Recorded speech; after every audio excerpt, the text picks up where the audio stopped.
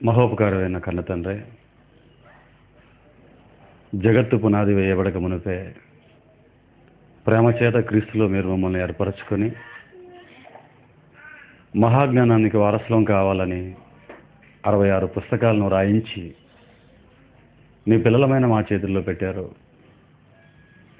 ఆ పుస్తకాన్ని సాధించడానికి, ఆ పుస్తకంలో ఉన్న సంగతుల్ని పాటించటానికి, అనేకుల్ని మీకోసం బ్రతికేటట్టు చేయడానికి కావలసిన ఆయుష్ను కూడా మీరు మాకు ఇచ్చారు. మీరిచ్చిన మహాజ్ఞాన గ్రంథమైన బైబిల్ను అర్థం చేసుకోవడానికి కావలసిన మెదడును కూడా మా తలలో మీరు సెట్ చేసి ప్రతి క్షణం మీరు మమ్మల్ని కాపాడుతున్న విధానానికై వందనంలో. మా మెదడులను మేము అన్నిటికీ ఉపయోగించాము తండ్రి, ఒక్క నీ వాక్యానికి తప్ప. మా బ్రతుకుల్ని అన్నింటి కోసం ఉపయోగించాము తండ్రి, ఒక్క మీ వాక్యం కోసం తప్ప. తండ్రి, మీ వాక్యం అంటే ఏంటో, మీ వాక్యం మీరు మాకు ఎందుకు ఇచ్చారో అన్న సంగతిని తెలుసుకున్న తర్వాతనైనా నీ పిల్లలమైన మేమందరం మా మెదడులను, మా ఆయుష్ కాలాన్ని బైబిల్ను తెలుసుకోవడంలో, బైబిల్ ప్రకారంగా బ్రతకడంలో, అనేకులకు ప్రకటించడంలో, మీరు మాకు ఇచ్చిన పనిని తుదముట్టించడంలో మా ఆయుష్ని, మా మెదడులను వాడే అవకాశాన్ని దయతో ప్రసాదించమని ప్రార్థిస్తూ యేసు క్రీస్తు వారి పేర ఈ ప్రార్థన సమర్పిస్తున్నాం తండ్రి, ఆమేన్. ప్రభునందు ప్రియమైన దేవుని పిల్లలారా, మరి యొక్క అవకాశాన్ని మన బ్రతుకు కాలంలో ఆయన వాక్యాన్ని నేర్చుకోవడానికి దేవుడిచ్చినటువంటి సమయాన్ని బట్టి మొదటగా ప్రభువైన యేసు క్రీస్తు వారి నామంలో తండ్రి అయిన దేవునికి వందనాలు చెల్లించుకుంటున్నానండి. దేవుని వారలారా,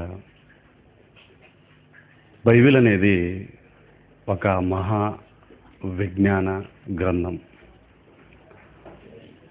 బైబిల్ అనేది మానవ మట్టి మేధస్సుకు అందని ఒక విజ్ఞానపు గనండి. ఇది ఎంత గొప్ప పుస్తకం అంటే, బైబిల్ అనేది ఎంత గొప్ప పుస్తకం అంటే, భూత వర్తమాన భవిష్యత్తు కాలాలకు సంబంధించిన అన్ని విషయాల్ని సవివరంగా చెప్పగలిగిన పుస్తకం ఏదైనా ప్రపంచంలో ఉందా అంటే అది ఒక్క బైబిలే అని చెప్పక తప్పదండి. బైబిల్ ఏ విషయాన్నైనా కన్ఫర్మ్ చేసి చెప్తుంది, సలహాలు ఇవ్వదు. దేవుడు బైబిల్లో మనిషికి సలహాలు ఇవ్వడండి, ఆజ్ఞాపిస్తాడు, కన్ఫర్మ్ చేసి చెప్తాడండి. డిసెంబరు ఇది 2012 డిసెంబర్ కదండి, ఈరోజు 22, నిన్న 21 అయిపోయింది. ఇంతకు మునుపు ఈ మీడియా అంతా ఒక కారు కూతను మాటి మాటికి చెప్పింది. అదేంటో తెలుసా? 2012 డిసెంబర్ 21 యుగాంతం అని మొత్తుకున్నాయండి. ఈ టీవీ 9 కానివ్వండి, ఆ ఏబిఎన్ ఛానల్ కానివ్వండి, మిగతా టీవీ ఛానల్స్ అన్నింటిలో డిసెంబర్ 21, 2012 యుగాంతం అన్నారు. 22 వచ్చింది ఈరోజు. యుగాంతమైందా? కాలేదు. చూసారా? దేనిని బట్టి వారి మాటలు చెప్పారు తెలుసా అండి? ఒక నోస్ట్రాడామస్ మాటలను బట్టి, అలాగే మయన్మార్ క్యాలెండర్ని బట్టి వారు 2012 డిసెంబర్ 21 యుగాంతం అని చెప్పారు అని ఎవడో గాలి కబురు చెప్పిన వాడిని, అడ్రస్ లేని వాడిని పట్టుకొని, ఎవరో బుర్రతిరుగుడు వాడు రాసిన పుస్తకాలు, బుర్రతిరుగుడు మనుషులు రాయించుకున్న క్యాలెండర్లను చేత పట్టుకొని డేట్ను ఫిక్స్ చేసి కన్ఫర్మ్ చేసి నిన్నటి వరకు మాట్లాడారండి. డిసెంబర్ 21 మునుపు 2012 నిన్నటి మునుపు వరకు 20వ తారీఖు వరకు కూశారండి. కోడి కూసింది లోకం. దేవుని పిల్లలారా, కానీ యుగాంతం వచ్చిందా? రాలేదు.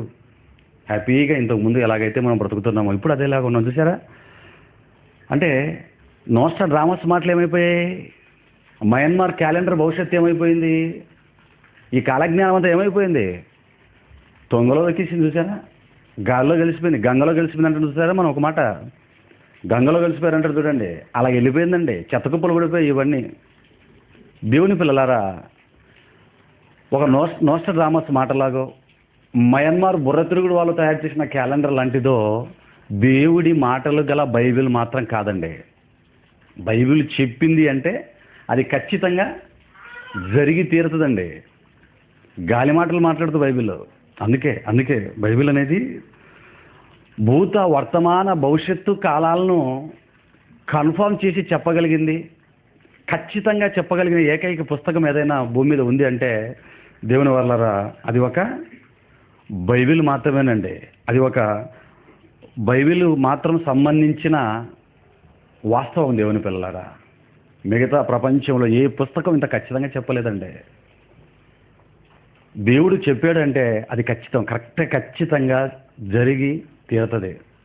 ఇంకా కనిపించే వాటి గురించి, కనిపించని వాటి గురించి, కనిపించని లోకాల గురించి కూడా ఖచ్చితంగా ఇన్ఫర్మేషన్ ఇచ్చిన పుస్తకం ఏదైనా ఉందంటే అది బైబిల్ దేవుని వల్లారా. అందుకేనండి బైబిల్ను మహాజ్ఞాన గ్రంథం అంటున్నామంటే ఉత్తినే కాదండి, ఉత్తినే గాలి మాటలతో అనట్లేదు. అది ఖచ్చితం కాబట్టి, ఆ సత్తా బైబిల్కి ఉంది కాబట్టే, ఆ క్యారెక్టర్ బైబిల్ కలిగి ఉంది కాబట్టే బైబిల్ అనేది ప్రపంచంలో ఒక మహా విజ్ఞానపు గని అనే మాటలు మనం మాట్లాడుతున్నాం. ఇటువంటి మహా విజ్ఞానపు గనిని చేతిలో పట్టుకున్న క్రైస్తవులు వారు ఎలాగ ఉండాలి? వారు కూడా మహాజ్ఞానులుగా ఉండాలండి. గాలి మాటలు మాట్లాడకూడదు కదండి. మనం కూడా మిగతా వాళ్ళకు నోష డ్రామాసో మరొకడో మా టీవీ9 ఆ ఏబిఎన్ ఛానల్ మిడిచిపడుతుంటారు కదండి. ఆ ఆర్కే అని రాధాకృష్ణమూర్తి అని బుర్రతిరుగుడు మనిషి అండి.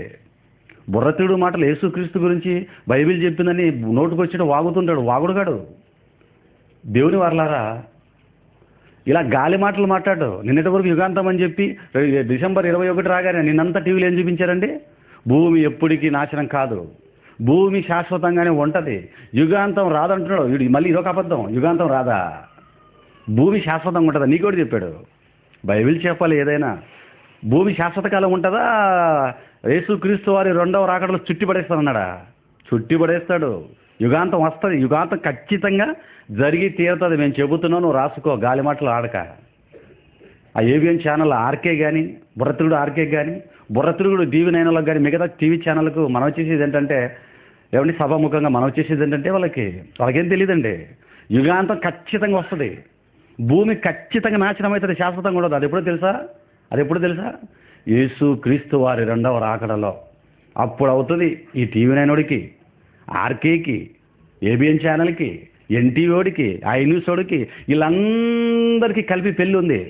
ఇప్పుడు మీరు మీ భార్యను పెళ్లి చేసుకున్నారు, కానీ మీకు అందరికీ మళ్ళీ పెళ్లి చేసే కార్యక్రమం ఒకటి ఉంది. అదే యేసుక్రీస్తు వారి 2వ రాకడ.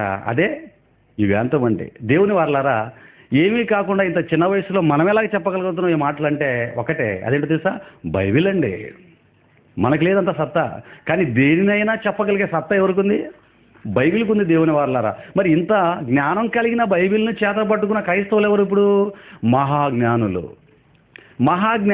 కూడా గాలి మాటలు మాట్లాడచ్చా? ఏమండి? మాట్లాడకూడదండి.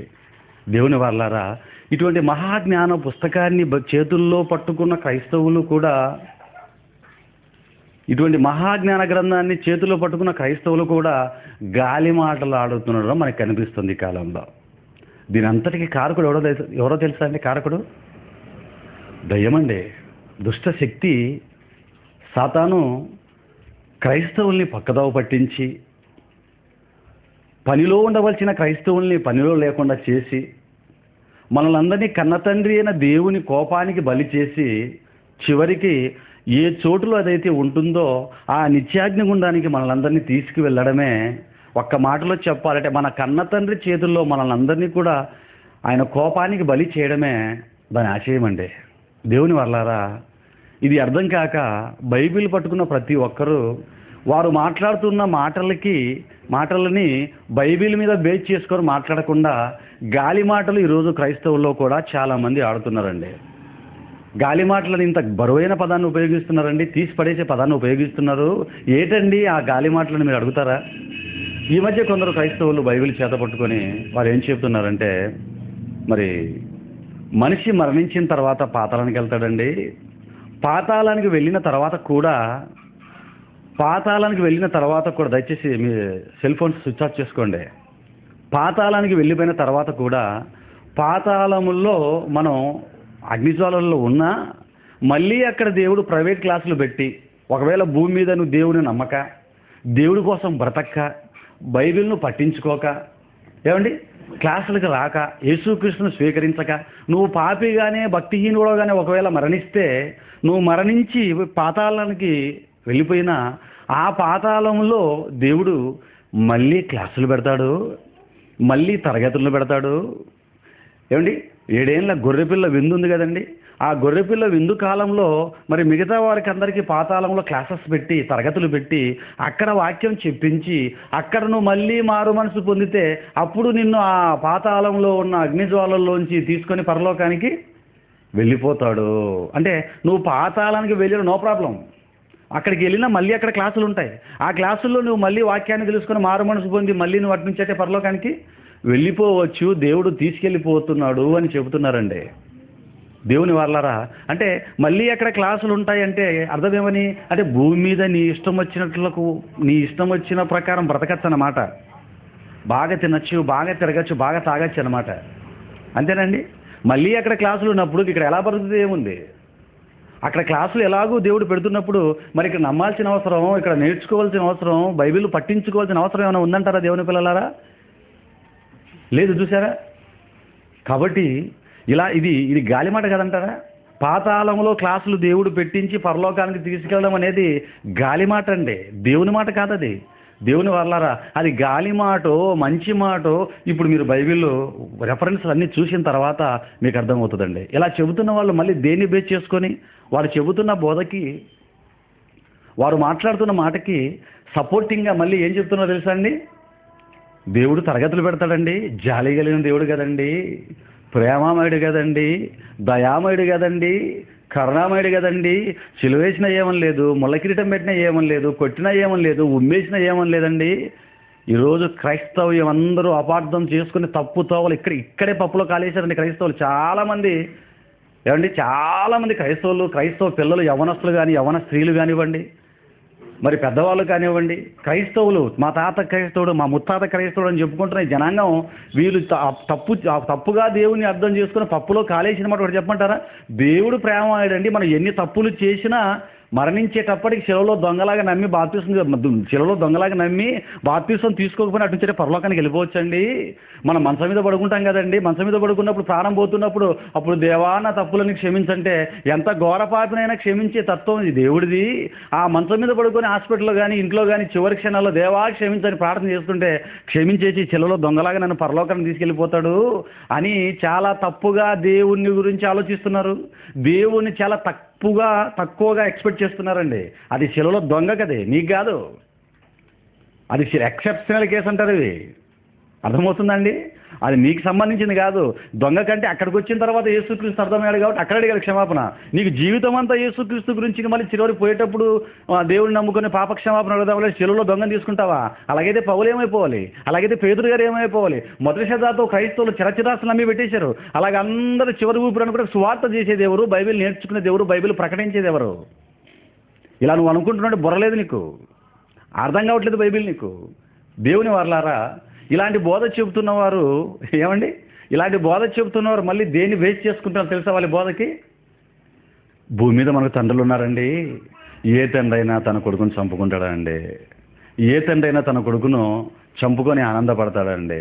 చిన్న దెబ్బ తగిలితేనే తట్టుకోలేడు కదండి ఈ తండ్రులు ఏ బిడ్డలను చంపుకోలేరు కదా. మరి దేవుడు ఈ తండ్రుల కంటే మించిన తండ్రి కదా. ఈ తండ్రులు అందరికంటే మనం బాగా ప్రేమించిన తండ్రి కదండి. అంతగా ప్రేమించిన దేవుడు మనల్ని ఎందుకండి చంపుకుంటాడు? మనల్ని అంతగా ప్రేమించిన దేవుడు మనం నరకాగ్నిలో నిత్యాగ్ని గుండంలో కాలిపోతుంటే యుగాలు కాలిపోతూ ఉంటే ఆయన చూస్తూ ఎలా ఉండగలడండి? ప్రేమమయుడు కదండి. ఈ తండ్రులే బిడ్డలను చంపుకున్నప్పుడు ఆ తండ్రి నిత్యాగ్నిగుండంలో మనం కాలిపోతున్నా సరే చూస్తూ ఎలాగా ఆనందించుకుంటాడండి? ఏ తండ్రి అయినా పిల్లలను చంపుకుంటాడండి. కాబట్టి మన కన్నత పరలోకపు తండ్రి కూడా మనల్ని నిత్యాగ్నిగుండంలో వేయడండి. చూసారా ఎంత బాగా కనెక్ట్ చేసుకుంటున్నారు?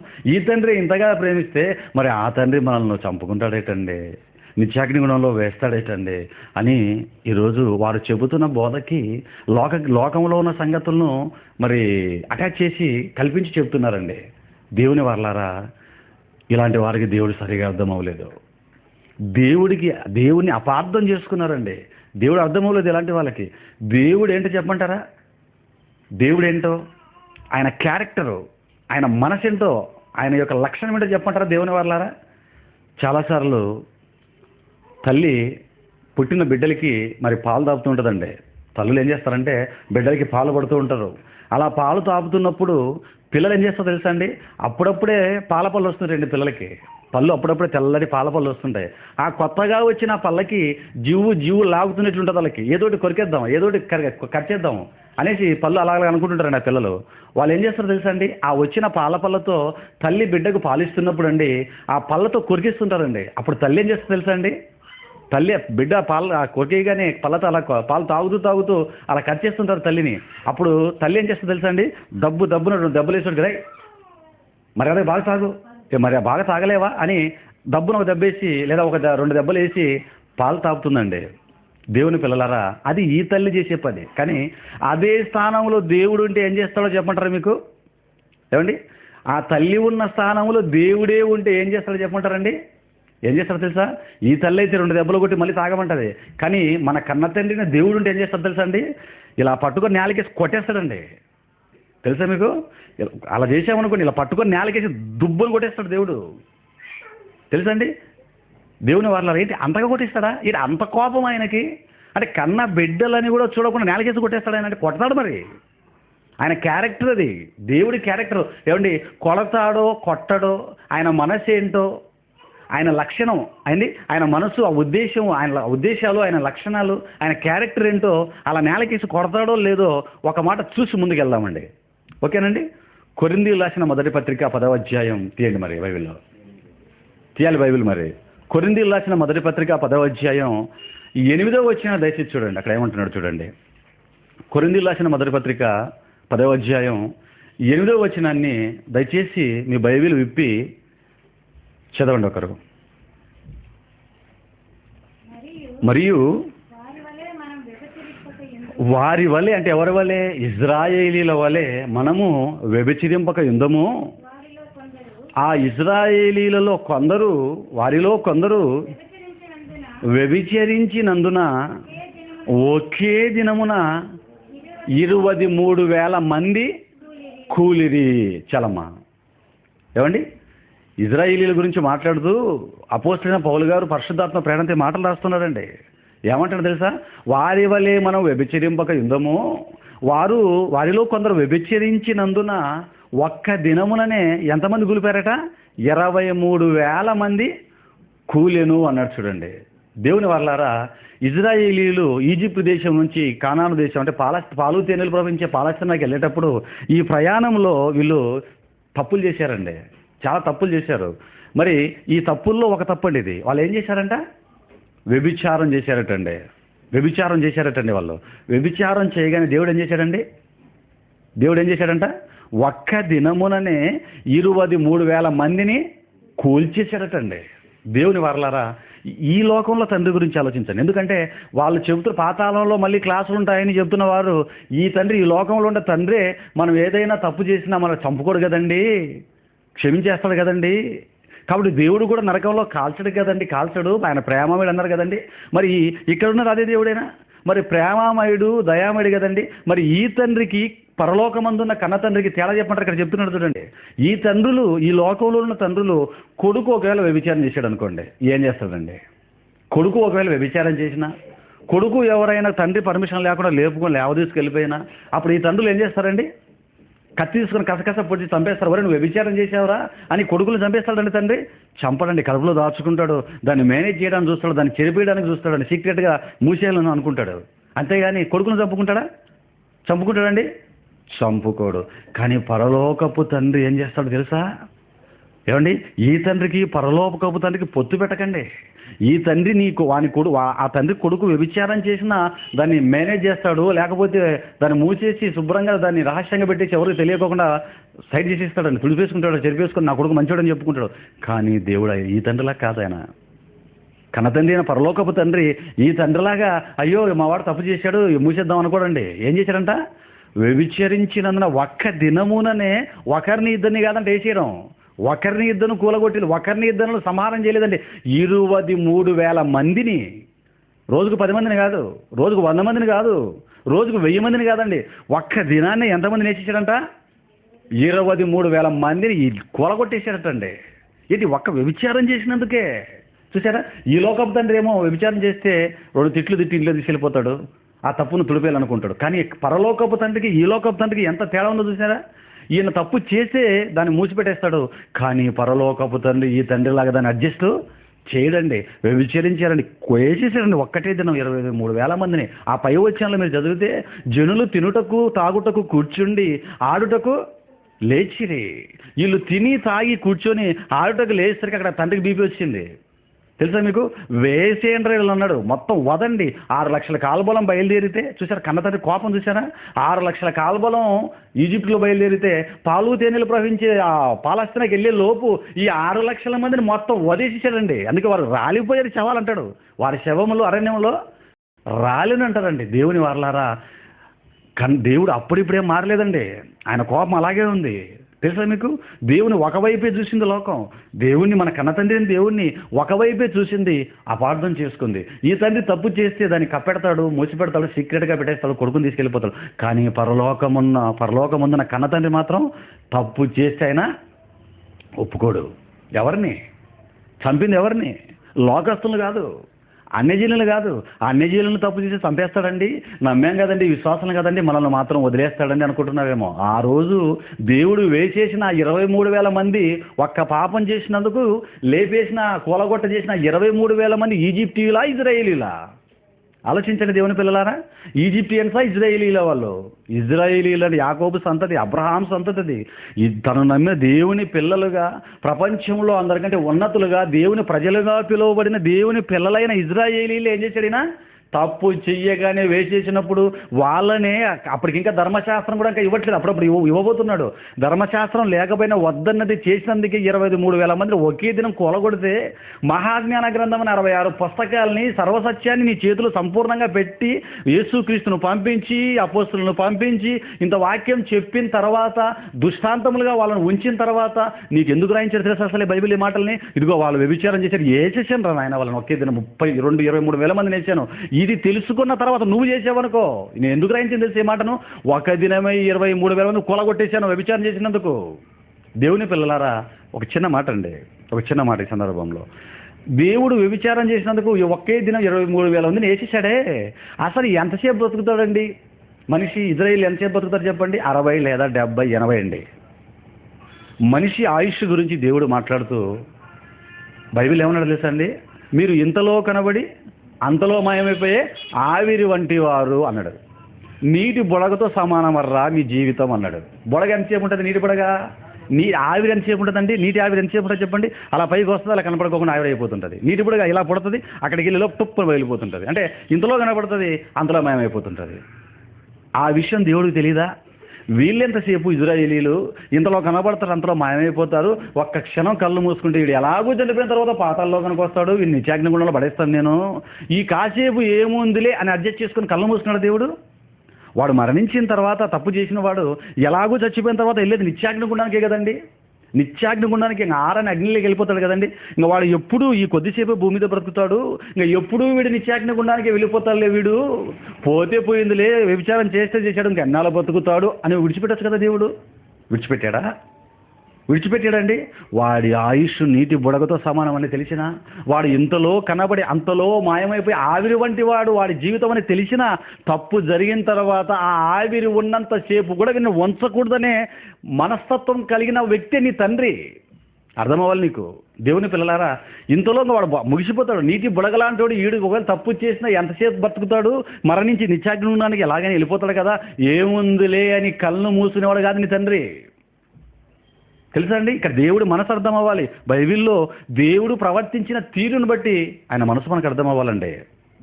బైబిల్లో దేవుడు ప్రవర్తించిన ఆ తీరును బట్టి ఆయన మనసు మనకు అర్థం అవ్వాలి. దేవుని వర్లారా, వాళ్ళు ఎలాగూ చస్తారని తెలిసినా సరే దేవుడు మళ్ళీ ఏం చేసాడు? వాళ్ళని తప్పు చేసిన వాడు భూమి మీద ఉండకూడదు అనుకున్నాడు. నా పిల్లలే ఇజ్రాయేలీలే, ఇజ్రాయేలీలని అప్పుడు లేపేశాడు. ఇంత మహాజ్ఞానం నీ చేతుల్లోకి వచ్చిన తర్వాత ఏమండి, వ్యభిచరిస్తే పాపం అన్న కాలంలోనే లేపేస్తే మోహపు చూపు చూస్తేనే వ్యభిచారంతో సమానమని ఈ కాలంలో తెలిసి మనం తప్పులు చేసే దేవుడు విడిచిపెడతాడా? ఆలోచించండి దేవుని వాళ్ళారా. అదండి దేవుని మనసు. ఇటువంటి దేవుడు నువ్వు భూమి మీద నీ ఇష్ట ప్రకారం బ్రతికి బాగా తిని ఊరి మీద తిరిగేసి మరణించి పాతాళలోకానికి వెళ్ళిపోతే అక్కడికి వెళ్ళిన తర్వాత మళ్ళీ నీకు క్లాసులు చెప్పించి మళ్ళీ నేను పరలోకానికి తీసుకెళ్ళిపోతాడు ఆ మారు మనసు ఇచ్చి నీకు. ఏమండి, ఇప్పుడు అండి ఇది మనిషి మాట. పాతాళంలో మళ్ళీ క్లాసులు ఉంటాయి, హ్యాపీగా మారు మనసు పొందొచ్చు అనేది మనిషి మాట అండి. కానీ దేవుడి మాట చూద్దామా, దేవుని అడుగుదామా? ఇంతకు పాతాళంలో క్లాసులు ఉంటాయా దేవుడా? తండ్రి సర్వోన్నతుడా, మమ్మల్ని కన్నా కన్న తండ్రి, పాతాళంలో మరణించిన తర్వాత మళ్ళీ క్లాసులు ఉంటాయి, పరలోకానికి తీసుకెళ్తావని మాకు మనిషి చెప్తున్నాడు క్రైస్తవుడు. కన్న తండ్రి నువ్వేం చెబుతావు తండ్రి అని తండ్రిని ప్రశ్నిస్తే మహాజ్ఞానాన్ని వ్రాసి ఉంచాడంటాడా? ఆ ప్రశ్నకి సమాధానం చెప్పి ఉండడంటారా? ఖచ్చితంగా ఆ ప్రశ్నకి సమాధానం మన తండ్రి చెప్పాడండి. లూకాసు వార్త 16వ అధ్యాయం తీయండి దేవుని పిల్లలారా. మరణించిన తర్వాత పాతాళంలో క్లాసులు ఉంటాయో ఉండవో కొండ బద్దలగొట్టినట్టు కన్ఫర్మ్ చేసాడు దేవుడు. చెప్పాడు చూడండి, లూకాసు వార్త తీయండి దేవుని పిల్లలారా 16వ అధ్యాయం 23వ వచనం నుంచి దయచేసి బైబిల్ చదవండి. ఇలాంటి మాటలు చెబుతున్న ఈ బోధకులకి, వాక్యం తెలియనటువంటి నామకార్థవ వేషధారణ క్రైస్తవులకి అండి ఈ పాఠం ఒక గొడ్డెలు పెట్టు కావాలి. ఈ బోధలు విని అనేకులకి వారి జీవితంలో ఒక మలుపు కావాలండి. ఎందుకు నేను ఇవన్నీ మీకు చూపిస్తున్నానంటే దేవుని వల్ల చాలామందికి ఒక చెడ్డ అలవాటు ఉంటుందండి. ఏంటో తెలుసా? చెప్పింది వింటారు, ఇంటికి వెళ్ళిపోతుంటాడు. వినడం, ఇంటికి వెళ్ళిపోవడం. అయ్యగారు చెప్పారు, అయ్యగారు చెప్పింది బాబుగారు వింటారు. అయ్య చెప్తుంటే వీళ్ళు విశ్వాసాలు వినడం, ఇంటికి వెళ్ళిపోవడం. అంతే. అయ్యగారు చెప్పింది అలాగ ఉందో లేదో బైబిల్లో చూసుకునే పరిస్థితి లేదండి ఈరోజు క్రైస్తవ సమాజంలో. ఏమండి, కొందరిలో కాదండి, కొంతమంది విని వెళ్ళిపోతున్నారండి చూసుకోకుండా అనుకుంటున్నారేమో. 100%లో 99.9% క్రైస్తవులు అందరూ కూడా ప్రపంచంలో అండి, not only India, not only Andhra Pradesh, నేను ఒక ఆంధ్రప్రదేశ్ ఒక భారతదేశం గురించే మాట్లాడట్లేదండి. దేవుని వల్ల ఇది ఒక అంతర్జాతీయ సమస్య. ఇది క్రైస్తవులు, ప్రపంచంలో ఉన్న క్రైస్తవులు అయ్యగారు ఏం చెబుతున్నారో విని వెళ్ళిపోతాడు తప్ప, విని అదే బుర్రలో పెట్టుకుంటాడు తప్ప బైబిల్లో మా అయ్యగారు చెప్పింది అలాగ ఉన్నదో లేదో అని ఒకనాడు బెరయ పట్టణస్థులు ఎలాగైతే చూసుకొని దేవుని దృష్టిలో గనులుగా ఎంచబడ్డారో ఆ పరిస్థితి లేదండి ఈరోజు. ఈ సంఘాలన్నీ మీరు చూసినట్లయితే క్రైస్తవ జనాంగం అంతా కూడా వినడం వెళ్ళిపోవడమే. ఆయన చెప్పింది బైబిల్లో అలాగ ఉందా లేదని చూసుకునే క్రైస్తవులు ఉన్నారా? లేరండి. దేవుని పిల్లలారా, అలా లేవు అంటే నీకు పరలోకం మిస్ అయిపోతావు. మా అయ్యగారు ఏది చెబితే నమ్మడం కాదు, బైబిల్ ఏది చెబితే నమ్మాలి నువ్వు. అయ్యగారు చెప్పింది విను, బైబిల్లో అలా ఉందో లేదో చూసుకో, అప్పుడు నువ్వు నిజ క్రైస్తవుడుగా బ్రతకగలవు. దేవుని వర్లారా, లూకాసు వార్త చూడండి. మరి లూకాసు వార్త 16వ అధ్యాయం 23వ వచనం దయచేసి చదవండి. అప్పుడు అతడు పాతాళంలో బాధపడవచ్చు. ఎవరైనా ధనవంతుడు అండి, ధనవంతుడు లాజరు గురించి దేవుడు ఇక్కడ రాయించాడండి. మరి ధనవంతుడి గురించి మాట్లాడుతూ 23వ వచనంలో ఏమంటున్నాడో చదువు తల్లి.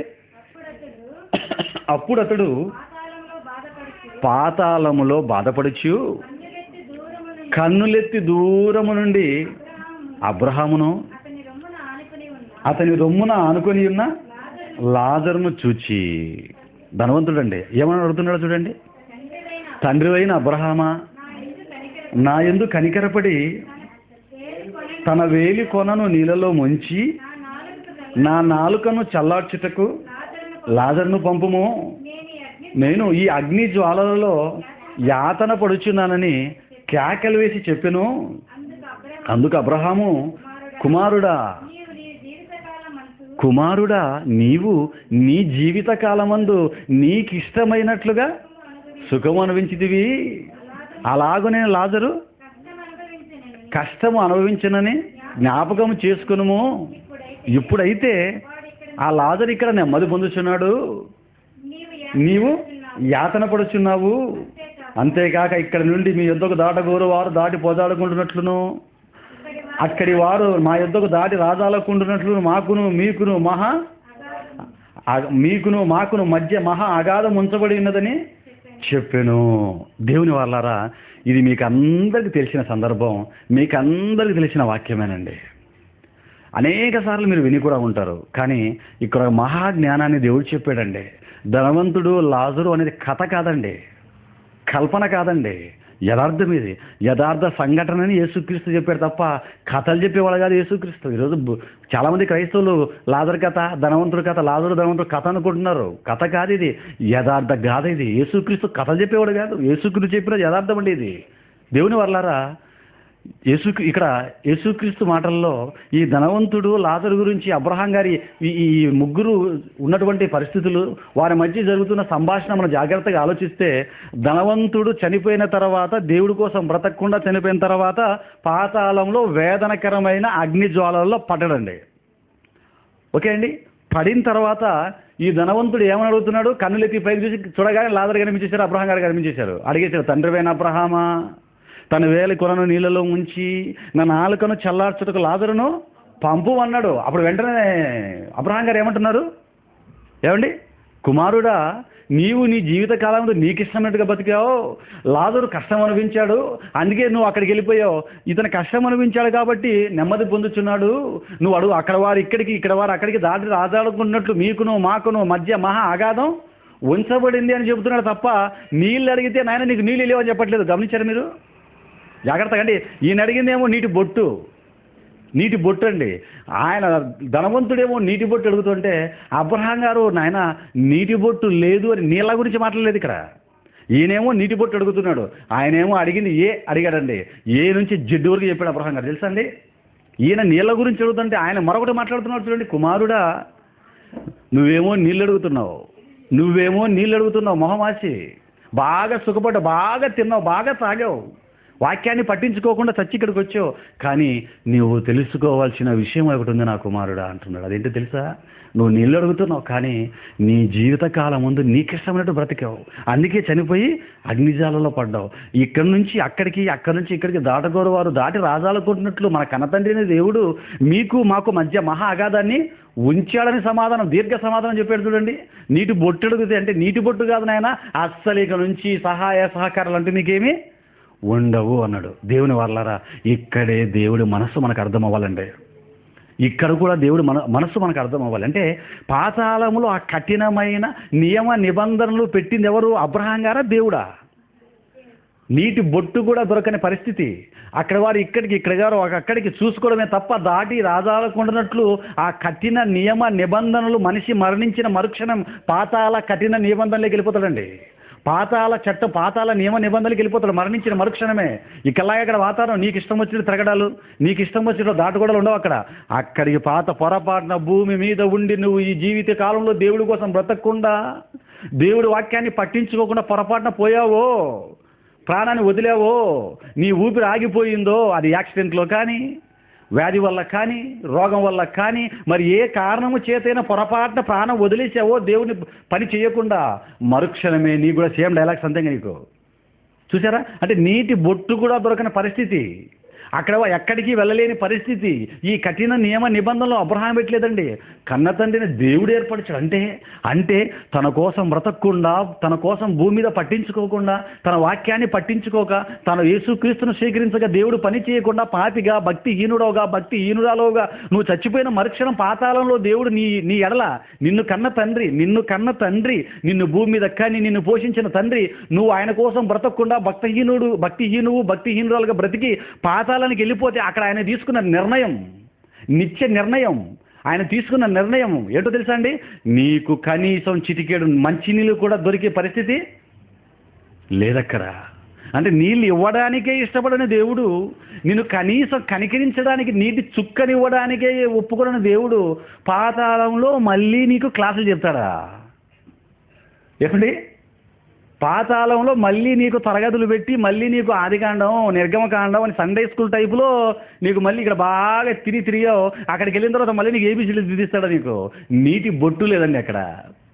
దేవుని పిల్లలారా, కొన్ని వందల సంవత్సరాలుగా బైబిల్లో రాయబడిన సందర్భం అండి ఇది. వందల సంవత్సరాలుగా లాజరు గురించి, ధనవంతుల గురించి ఘోషిస్తుందండి బైబిల్.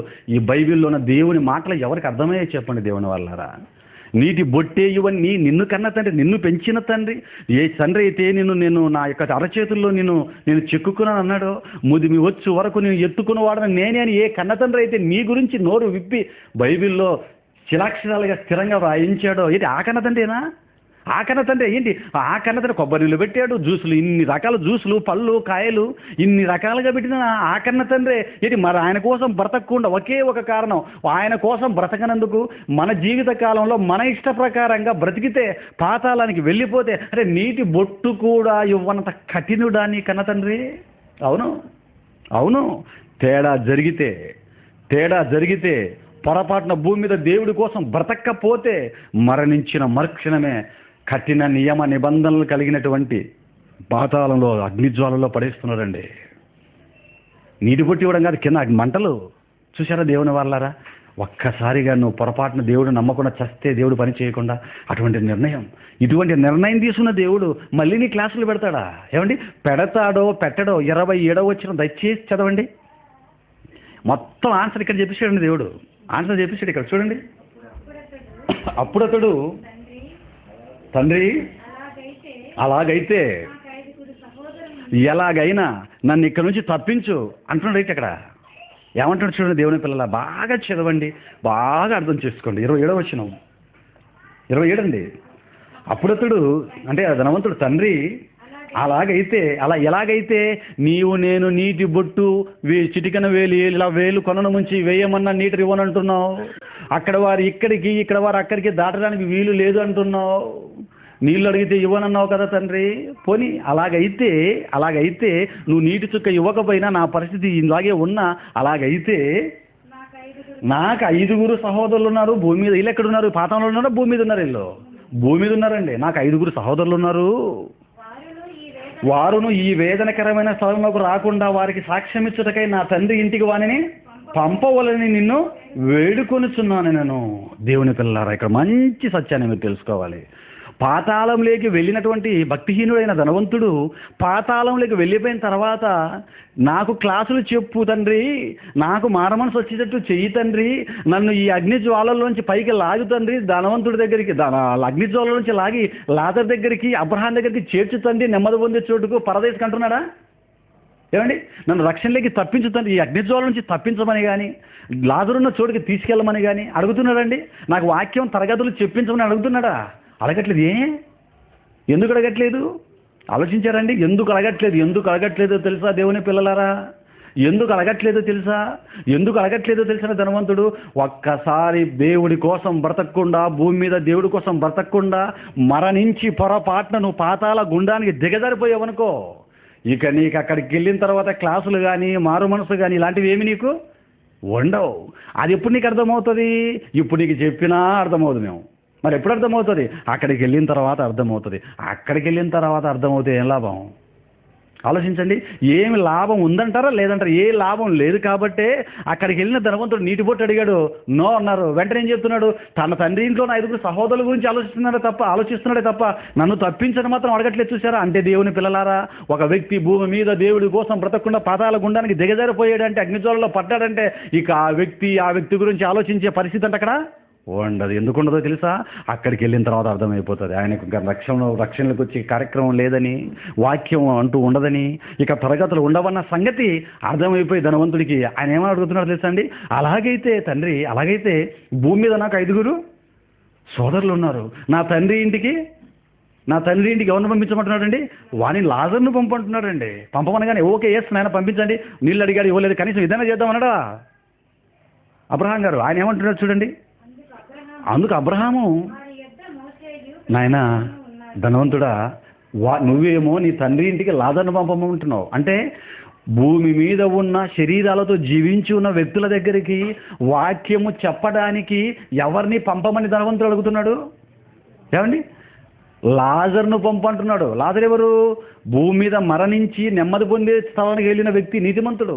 అంటే భూమి మీద ఉన్నవారికి వాక్యం చెప్పడానికి ఎవరిని పంపించమంటున్నాడు ధనవంతుడు? మరణించిన నీతిమంతుడైన మరణించిన పరదేశంలో ఉన్న వ్యక్తిని భూమి మీద పంపించమంటే, చచ్చిపోయిన వ్యక్తులు తిరిగి బ్రతికి నా సహోదరులకు వెళ్ళి వాక్యం చెప్పించు అని అడుగుతున్నాడండి. అప్పుడు అబ్రహాం గారు ఏమన్నాడు చూడండి. అందుకు అబ్రహాము, వారి యొద్ద నీకు అర్థం కాక మాట్లాడుతున్నావు నాయన ధనవంతుడా, బుర్రతిగుడు ఎక్కువ మాట్లాడుతూ నీకు అర్థం కావట్లేదు ఇంకా విషయం. అయితే చదవండి. అందుకు అబ్రహాము, నాయనా వారి యొద్ద మోషేయు ప్రవక్తలను ఉన్నారు, వారి మాటలు వినవలనని అతనితో చెప్పగా. అంటే ఇతడేమో చనిపోయిన వారిని భూమి మీద ఉన్న వారి కోసం, భూమి మీద ఉన్న భక్తిహీనులు తన తమ్ముళ్ళైన భక్తిహీనుల కోసం ఏమండి ఎవరిని పంపించమంటున్నాడు? మరణించి పరదేశంలో ఉన్న నీతిమంతుడు చనిపోయిన వ్యక్తిని తిరిగి భూమి మీదకి వెళ్ళి వాక్యం చెప్పమంటాడు ఈయన. కానీ అబ్రహాం గారు ఏం చెప్తున్నారు? నాయన, భూమి మీద జీవించి ఉన్నవారికి జాగ్రత్తగా వినాలండి. భూమి మీద జీవించి ఉన్నవారికి మోషేయు ప్రవక్తలను ఉన్నారు అంటే భూమి మీద జీవించి ఉన్నవారికి వాక్యం ఎవరు చెప్పాలి? భూమి మీద జీవించి ఉన్నవారే చెప్పాలి. ఇది దేవుడు ఏర్పాటు చేసిన క్రమం, దేవుడు పెట్టిన పద్ధతి. ఎవరికైనా ఇదే పద్ధతి, ఒకే నిర్ణయం దేవుడు పెట్టాడు. భూమి మీద జీవించి ఉన్న మనుషులకి, మన చుట్టూ ఉన్న ఈ కోట్ల మంది మనుషులకి, వీరు భూమి మీద జీవించి ఉన్న మనుషులకి వాక్యం ఎవరు చెప్తారు? చచ్చిపోయిన తిరిగి వచ్చి చెప్తారా? లేకపోతే భూమి మీద ఉన్న వాళ్ళకి, జీవించి ఉన్న భూమి మీద ఉన్న వాళ్ళకి చెప్పాలి వాక్యం? భూమి మీద ఉన్న వాళ్ళకి, భూమి మీద ఉన్న వాళ్ళే వాక్యం చెప్పాలి. అంటే భూమి మీద ఉన్నవాడు భూమి మీద వాక్యం చెబుతున్నప్పుడే విని మారు మనసు పొంది మరణించి పరదేశకి వెళ్ళిపోలే తప్ప, ఇక్కడ చెబుతున్నప్పుడు పట్టించుకోకుండా మరణించి మళ్ళీ నువ్వు పాతాళానికి వెళితే మళ్ళీ నీకు స్పెషల్ క్లాసులు ఉంటాయి అక్కడ ఉండవండి. ధనవంతుడేమో మరణించిన వ్యక్తిని పంపించమంటున్నాడు లాజర్ని, నా తండ్రి ఇంటికి పంపించు, నా సహోదరుల దగ్గరికి అంటున్నాడు. కానీ ఆయన అబ్రహాం గారు ఏమంటున్నారు? అలా కాదు నాయనా, భూమి మీద జీవించి ఉన్న వాళ్ళకి మోషే ప్రవక్తలు ఉన్నారంటే, మోషే ప్రవక్తలు ఉన్నారు, వారి మాట వినాలంతే. నువ్వు ఎవరి మాట వినాలి? నీవు జీవించి ఉన్నప్పుడే, నువ్వు బ్రతికి ఉన్నప్పుడే, ఇప్పుడే నీకు వాక్యం చెబుతున్న వ్యక్తుల మాట నువ్వు వినాలి. అది వినకపోతే నీ జీవితంలో మళ్ళీ నీకు వినే పరిస్థితిగా తరతరాలు యుగ యుగాలు ఉండదు అంటున్నాడు. చూడండి, అలా చెప్పగానే ధనవంతుడు సైలెంట్ అయిపోలేదండి. మళ్ళీ ఏం మాట్లాడుతున్నాడు చెప్పు చూడండి. అతడు మళ్ళీ వదిలిపెట్టలేదు. తండ్రివైన అబ్రహామా, అలాగనద్దు తండ్రి, అలాగనద్దు. మృతులలో నుండి ఒకడు వారి యొద్దకు వెళ్ళిన ఎడల వారు మారు మనసు పొందుదురని చెప్పాను. అబ్బా, ఏం చెప్తున్నావు? లాజిక్ చెప్తున్నావు చూడండి. అలాగనవద్దు అంటే జీవించి ఉన్నవాడికి, భూమి మీద ఉన్నవాడికి, భూమి మీద జీవించి ఉన్నవాడు వాక్యం చెబుతాడు. అలాగనద్దు అన్నాడంటే మన వాడి అర్థం ఏమని? అలాగనద్దు అంటున్నాడంటే మనోడికి అర్థమైంది ఏమని? ఏమర్థమని తెలుసా? అంటే అలాగనద్దు, ఎందుకు అలాగనద్దు అంటున్నాడంటే, భూమి మీద నేను కూడా ఉన్నాను, భూమి మీద నాకు చెప్పారు, చెప్పిరా నేను వినలేదు, చెప్పినా వినని పరిస్థితి నాకు ఉంది కాబట్టి ఇక్కడికి వచ్చాను. ఇప్పుడు నేను ఎలాంటి వాళ్ళు, నా తమ్ముళ్ళు కూడా ముదురులే, నేను ముదురునే కాబట్టి చెప్పినా విని కూడా ఇక్కడికి వచ్చాను కదా. ఏమండి, అనుభవించి వచ్చాడు కదండి. అందుకే చెప్తున్నాడు అలాగనొద్దు అంటే, నా తమ్ముళ్ళకు, భూమి మీద ఉంటున్నవారు, మోషే ప్రవక్తులు ఇలాంటి వారు నా తమ్ముళ్ళకు వాక్యాన్ని చెప్పినా నా తమ్ముళ్ళు నమ్మరు. ఎందుకంటే నాకు చెప్పినా నేను కూడా నమ్మలేదు. సేమ్ టు సేమ్గా నా వెనకతలు పుట్టిన వాళ్ళకి పరిస్థితి ఎలా ఉంటుంది చెప్పండి. నా సహోదరులు కూడా సేమ్ క్యాడర్ కాబట్టి అలాగనొద్దు అనే మాటలు ఎంత అర్థం చూసారా? ఏమండి, అలాగనొద్దు అంటే అలా చెప్పిన వాళ్ళు నమ్మరు. కాబట్టి ఏం చేయాలి ఇప్పుడు? మళ్ళీ అలాగనవద్దు, మృతులలో నుండి ఒకడు వారి యొద్దకు వెళ్ళిన ఎడల వారు మారు మనసు పొందుదురని చెప్పారు. అంటే ధనవంతుడు మళ్ళీ సలహా ఇస్తున్నాడు. అబ్రహాం గారికి ఏం చెప్తున్నాడు? అలాగనొద్దు, ఎందుకంటే మేము నమ్మం, జీవించి ఉన్న వాళ్ళు చెప్తే నమ్మం. కాబట్టి ఏం చేయాలి ఇప్పుడు? మరణించిన ఒకడు, ఎవరైనా మరణించిన వ్యక్తి తిరిగి లేచి భూమి మీదకి వెళ్ళి చెబితే వాళ్ళు మారు మనసు పొందుతారు అంటున్నాడండి. ఏమండి, మారు మనసు పొందుతారు అంటున్నాడు. ఏమండి, మారు మనసు పొందుదురు అనే మాట ధనవంతుడు చెప్తున్నాడు. జాగ్రత్తగా ఆలకించండి. మారు మనసు పొందుదురు అంటున్నాడు అంటే మారు మనస్సు అనేది భూమి మీదే పొందాలా, పాతాళంలో వస్తుందా? ఏమండి, చూసారా ఎంత బాగా మాట్లాడుతున్నాడు ధనవంతుడు? మాటలు ఎంత అర్థవంతంగా మాట్లాడుతున్నాడు అంటే, చనిపోయిన వ్యక్తులు, మృతులైన వారు భూమి మీదకి వెళ్ళి నా తమ్ముళ్ళకు వాక్యం చెబితే వాళ్ళు అక్కడ మారు మనసు పొందుతారు. అక్కడ మారు మనసు పొందితే నేనున్న ఇక్కడికి రారు, నువ్వున్న నీ దగ్గరికి వస్తారనే మాట ధ్వనిస్తుంది చూడండి. అంటే మారు మనసు ఎప్పుడు పొందాలని చెప్తున్నాడు ధనవంతుడు? ఏమంటే మారు మనసు ఎప్పుడు రావాలి? భూమి మీద నీవు దేవుని వాక్యాన్ని నీ చెవులకు, నీ రెండు చెవులకు దేవుని వాక్యం వినిపిస్తూ ఉన్నప్పుడే, మహాజ్ఞానం అనేది నీ చెవులకు, నువ్వు జీవించి నీ ఆరోగ్యం నీ చెవులు వినిపిస్తూ, కళ్ళు కనిపిస్తూ, నీకు స్పర్శ జ్ఞానం బాగా ఉన్నప్పుడే, నువ్వు జీవించి ఉన్నప్పుడే భూమి మీదే నువ్వు వాక్యం విని మారు మనసు పొందాలి తప్ప, అంటే నువ్వు పాతాళంలో పరదేశికి వెళ్ళాలా, వేదనకరమైన అగ్నిజ్వాల ఉండే చోటుకి వెళ్ళాలా అనేది ఈ డిసైడ్మెంట్ ఎక్కడ జరగాలి? పాతాళానికి వెళ్ళిన తర్వాత డిసైడ్ అవ్వదు. భూమి మీద నీవు జీవించి ఉన్నప్పుడు, నువ్వు మరణించే టైంకి అదే రోజు నీకు డిసైడ్ అయిపోతుందండి. ధనవంతుడు చనిపోయాడు, టక్కనే అగ్నిజ్వాలలో దబ్బున పడిపోయాడు. లాజరు చనిపోయాడు, వెంటనే ఎక్కడికి వెళ్ళిపోయాడు? నేరుగా అబ్రహాం రూముని అనుకోవడానికి వెళ్ళిపోయాడు. అంటే వీళ్ళు మరణించేటప్పటికి భూమి మీద బ్రతికిన బ్రతుకును బట్టి, మనుషులు భూమి మీద బ్రతికిన బ్రతుకును బట్టి నీ డిసైడ్మెంట్ అనేది అప్పుడే ఆ క్షణంలోనే డిసైడ్ అవుతున్న సంగతి లాజరు ధనవంతుడు మరణాల గురించి మనకు అర్థం అవ్వాలి. చూసారా ధనవంతుడు ఎంత అర్థవంతంగా మాట్లాడుతున్నాడు అండి, మరి ఎంత చక్కగా చెప్పుకుంటున్నాడు అండి. ఎందుకంటే బ్రతుకున్న వాళ్ళు వినరు, మృతులైన వాళ్ళని పంపిస్తే వాళ్ళు వింటారు, మారు మనసు పొందుతారు. అక్కడ మారు మనసు పొందితేనే ఇక్కడ డిసైడ్మెంట్ తప్ప ఇక్కడికి వచ్చిన తర్వాత మారు మనసు పొందిన లాభం లేదు అని ధ్వనిస్తున్నాయి. చూడండి మాటల్లో అర్థం. దేవుని వల్లరా పాతాళానికి వెళ్ళిపోతే మారు మనసా? పాతాళానికి వెళ్ళిపోయిన తర్వాత అందరికీ మారు మనసు వస్తుంది తెలుసా మీకు? పాతాళానికి వెళ్ళిపోయిన తర్వాత అందరికీ మారు మనసు వస్తుందండి. పాతాళానికి వెళ్ళిపోయిన తర్వాత అందరికీ మారు మనసు వస్తుంది. కానీ నీకు తెలియని విషయం ఏంటో తెలుసా? పాతాళములో నీకు మారు మనసు వచ్చినా నువ్వు మారినా దేవుడు మారాడు. అర్థమవుతుందండి? పాతాళంలోకి వెళ్తే అందరికీ మారు మనసు వస్తుంది. పాతాళంలో నువ్వు మారినా దేవుడు మారాడండి. నీటి బొట్టు కూడా ఇవ్వని పరిస్థితి అక్కడ. దేవుని వాళ్ళారా అబ్రహాం గారు చెబుతున్నాయని మళ్ళీ ఏమంటున్నాడు? ధనవంతుడు మృతులైన వాళ్ళని భూమి మీద పంపించమంటాడు. చూసారా? ఇంకా అర్థం కావట్లేదు మనలో సరిగా. మృతులైన వాళ్ళు వెళ్ళి చెబితేనే నా తమ్ముడు మారుతారని అంటే భూమి మీద ఉన్న మనుషులు ముదురులు అని అర్థం. అంతేనా? వీళ్ళు బ్రతుకున్నవారు చెబితే భూమి మీద ఉన్న వాళ్ళు మారరు. చూసారండి? డబ్బులు ఖర్చు పెట్టి మీటింగ్లు పెట్టినా, ఫ్రీగా కుర్చీలు వేసినా, ఫ్రీగా క్లాసులు పెట్టినా, 24 గంటలు వాళ్ళ పనులు వాళ్ళ భార్యలు వాళ్ళ ఉద్యోగాలు అనుకుంటూ తిరుగుతారే తప్ప క్లాస్ టయానికి క్లాసులు రారు, నేర్చుకోరు. పరిస్థితి మారే పరిస్థితి మనిషికి లేకుండా ఉంటుంది. కాబట్టి అంటే జీవించి ఉన్నప్పుడు ఏం చెప్పినా మా బుర్రకి ఎక్కదు, మా చెవులకి తూట్లు పడిపోయి ఉంటాయి, వినిపించదు, ముద్రలమైపోయాం.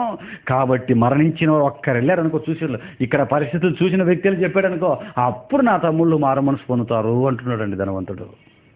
కానీ అబ్రహాం గారు ఏమన్నారు చూడండి, అందుకతడు మోషేయు ప్రవక్తలను చెప్పిన మాటలు వారు వినని ఎడల మృతులలో నుండి ఒకడు లేచినను వారు నమ్మరని అతనితో చెప్పాను. చూశారండి?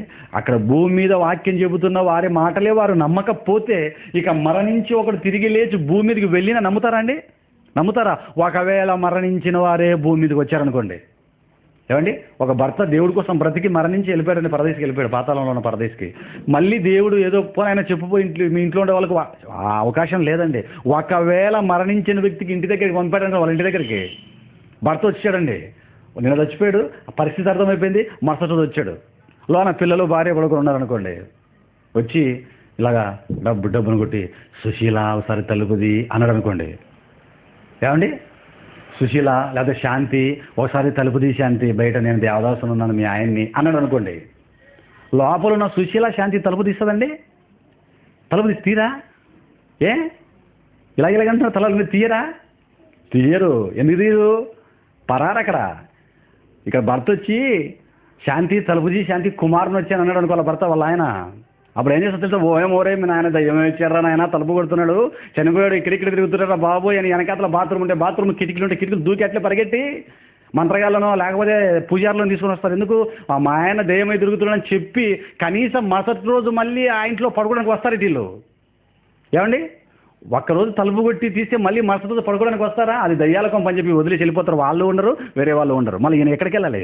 వాళ్ళ నాన్నగారు ఉన్నారు అనుకోండి, వెళ్ళిపోయి నాయన దేవదాసయ్య తలుపుది అన్నాడు వాళ్ళ నాన్నే, నీ కొడుకును నీ పెద్ద కొడుకుని వచ్చాను కుమారుని తలుపు తినాయన నీకు 2 మాటలు చెప్పి వెళ్ళిపోవాలి, అర్జెంట్గా 5 నిమిషాలు మాట్లాడి వెళ్ళిపోతాను అన్నాడు అనుకోండి, వింటాడండి తండ్రి? ముసలుడైనా సరే బెబ్బర్ పరిగెట్టాడని డాన్స్ చేయడు, నా కొడుకు దయ్యమై తిరుగుతున్నాడని. అంటే నువ్వు కనిపిస్తుంటే అందరూ నువ్వు పారిపోతారు తప్ప నువ్వు చెబుతున్నది ఏదో ఇందాక కాసేపు కూర్చుంటారా, ఏదో చెప్తున్నాడు అని కూర్చుంటారా? కూర్చోరు. అందుకే దేవుని వాళ్ళారా సత్య గ్రంథం వాస్తవం ఎలా కన్ఫర్మ్ చేసి ఎలా ఖండించి చెప్తుంది చూడండి బైబిల్. 31 అందుకతడు మోషేయు ప్రవక్తలను చెప్పిన మాటలు వారు వినని ఎడల భూమి మీద ఉన్నవారు దేవుని వాక్యం బోధిస్తున్న దేవుని సేవకులు మీకు వాక్యం చెప్పినా నువ్వు వినని ఎడల మృతులలో నుండి ఒకడు లేచిన వారు నమ్మరని అతనితో చెప్పాడండి. నమ్మరని చెప్పేసారు. చూసారా దేవుని వాళ్ళంటే పాతాళానికి వెళ్ళిపోయిన తర్వాత మనుషులకి మారు మనసు వచ్చినా అక్కడి నుంచి పరలోకం తీసుకెళ్లే కార్యక్రమం లేదండి. లేదు దేవుని వాళ్ళారా. ఇదొక్క చోటే కాదండి, చాలా చోట్ల దేవుడు రెఫరెన్స్లు చెప్పాడు దేవుని వాళ్ళారా.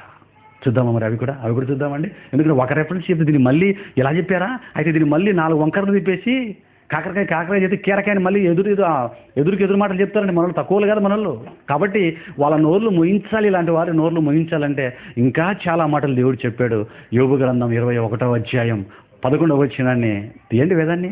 మహాజ్ఞాన గ్రంథం అండి, చెప్పాలి కదండి. మరి ఇది సత్యవేద గ్రంథం, భవిష్యవాణి, భవిష్యత్తు పుస్తకం బైబిల్ అయినప్పుడు ఇది మరి భవిష్యత్తుని చెప్పాలి కదండి. ఎంత బాగా చెప్పిందో చూడు దేవుని పిల్లలారా, చూడండి ఎంత బాగా కన్ఫర్మ్ చేసి చెప్పింది చూడండి.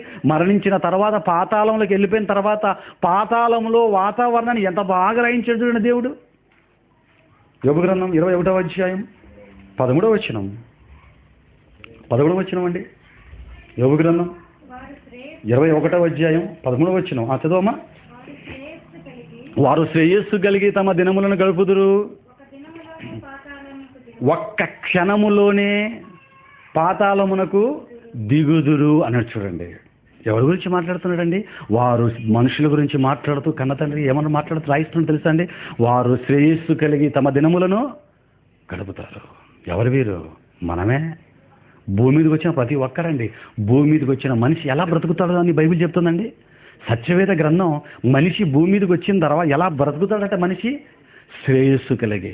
నడుస్తున్నప్పుడు సైకిల్ కావాలనుకుంటాడు, సైకిల్ రాగానే బైక్ కావాలనుకుంటాడు, బైక్ రాగానే కారు కావాలి అనుకుంటాడు, కారు రాగానే విమానం కావాలి అనుకుంటాడు, విమానం రాగానే అంతరిక్షంలోకి వెళ్ళిపోవాలనుకుంటాడు. చూసారా హద్దుంది కోరికలకి అండి.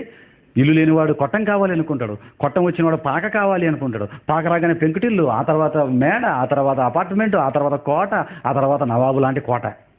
చూసారా ఎలాంటివి అడుగుతారు మనోళ్ళు ఏమండి? అందుకే భూమి మీద ఎలా బ్రతుకుతారంటే మనుషులు, దేవుడు చెబుతూ వారు శ్రేయస్సు కలిగి తమ దినములను గడుపుతారు. భూమి మీద ఎవరైనా భూమి మీదకి వచ్చిన ప్రతి ఒక్కరు ఎలా గడుపుతారంట? శ్రేయస్సు కలిగి తమ దినములను గడుపుదురు. అలా శ్రేయస్సు కలిగి భూమి మీద దేవుని మరిచి బ్రతికిన మనుషులు ఏం చేస్తారో తెలుసా? ఒక్క క్షణములనే పాతాళానికి దిగుతారు. ఒక్క క్షణంలో పాతాళానికి దిగుదురు. దిగిన తర్వాత ఎలా ఉంటుంది తండ్రి వాతావరణం?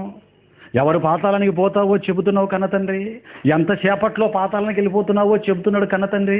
మరి అక్కడికి వెళ్ళిన తర్వాత వాతావరణం ఎలాగుంటుందో 14వ వచనంలో చెప్పాడు చూడండి. చెప్పండి అది కూడా. ఆ పాతాళానికి వెళ్ళిపోయిన వారు ఏమని మాట్లాడతారో, అక్కడికి వెళ్ళిన తర్వాత వారు ఏమని అంటున్నారో, ఇది మనం అక్కడ వెళ్ళక మునిపి మనకు రాయిస్తున్నటువంటి దేవుడు. 14వ వచనం చదవండి. వారు నీ మార్గములను గూర్చిన జ్ఞానం మాకు అక్కర్లేదు. నీవు కన్న తండ్రి నీవు మమ్మల్ని విడిచిపోమ్మని దేవునితో చెప్పుదురు. ఎవరితో మాట్లాడుతున్నారండి వీళ్ళు? ఏం చెబుతున్నారండి వీళ్ళు? చూసారా? వారు నీ మార్గములను దేవుడితో ఏమని చెబుతారంటే, దేవుడితో ఏం అంటారంటే, పాతాళానికి వెళ్ళిపోయిన వాళ్ళు నీ మార్గములను గూర్చిన జ్ఞానం మాకు అక్కరలేదయ్యా, అక్కరలేదు. ఎందుకు అక్కర్లేదంటున్నారు వీళ్ళు? అంటే పాతాళానికి వెళ్ళిపోయిన వారికి దేవుని మార్గములను గురించిన జ్ఞానం అక్కర్లేదా? ఏమండి అక్కర్లేదా పాతాళంలో? మరి ఎక్కడుంది? ఎక్కడుంది? దాని ఎక్కడుంది? భూమి మీద మాత్రమే. నువ్వు వాక్యం విని దేవుని మార్గం గురించిన జ్ఞానం నీకు ఎప్పుడు రావాలో తెలుసా? నీవు భూమి మీద బ్రతికి ఉన్నప్పుడే వ్రాయబడిన 66 పుస్తకాలని దీవారాత్రం ధ్యానించి నీ వంట పట్టించుకొని నరనరాల వాక్యాన్ని జీర్ణించుకొని దేవుడి కోసం బ్రతకాలి. అందుకే పుట్టావు నువ్వు. చూసారా? ఆయన మార్గం గురించిన జ్ఞానం ఎక్కడంటే భూమి మీద జీవించి ఉన్నప్పుడే. నువ్వు పొరపాటున దేవుడి కోసం పట్టించుకోకుండా మరణించి పాతాళానికి వెళ్ళిపోయిన తర్వాత డైలాగ్ ఏంటో తెలుసా? అక్కడికి వెళ్ళిన వాళ్ళు ఏం మాట్లాడుతున్నారో తెలుసా అండి? దేవుడా మమ్మల్ని దయచేసి కాపాడి మా క్లాసులు పెట్టించి, ఏమండి మమ్మల్ని ఇలాగే పరలోకానికి తీసుకెళ్ళు, ఎలాగైనా అగ్నిజ్వాలలో మాకు తప్పించు అని అడుగుతున్నారండి వాళ్ళు? అడుగుతారా? కనీసం అడగరండి. ఏమని చెప్తారో తెలుసా? వారు దేవుడితో, నాయన నీ మార్గములను కూర్చిన జ్ఞానం మాకు అక్కర్లేదు, నీవు మమ్మల్ని విడిచి పొమ్మని దేవుడితో, కన్న తండ్రితో ఏమంటున్నాడు చూశారండి? అంటే ఇక్కడ ఉన్నప్పుడే తండ్రి మార్గం గురించిన జ్ఞానం, ఇక్కడ ఉన్నప్పుడే దేవుడా నన్ను కాపాడు, దేవుడా నా దగ్గరికి రాని మాట్లాడతావు. కానీ మరణించిన తర్వాత మొత్తం డైలాగ్ షీట్ మార్పుని చూసారా? డైలాగ్ షీటు, నీ మార్గంలో వచ్చిన జ్ఞానం మాకు అక్కర్లేదు, మమ్మల్ని విడిచి నువ్వు పొమ్మని. ఎవరితో? దేవుణ్ణి విడిచిపోమ్మంటారు. దయ్యాన్ని కాదు, దేవుణ్ణే విడిచిపోమ్మంటున్నారు. ఎందుకు విడిచిపోమ్మంటున్నారో తెలుసా? కింద చదవండి. ఇంకా వారు ఏమంటున్నారు చూడండి. మేము ఆయనను సేవించుటకు సర్వశక్తి గలవాడెవడు, మేము ఆయనను గురించి ప్రార్థించుట చేత మాకేమి లాభం కలుగును అని వారు చెప్పుదురు. ఎందుకు చెప్తున్నా విడిచిపోమని? ఎందుకు చెప్తున్నా తెలుసా?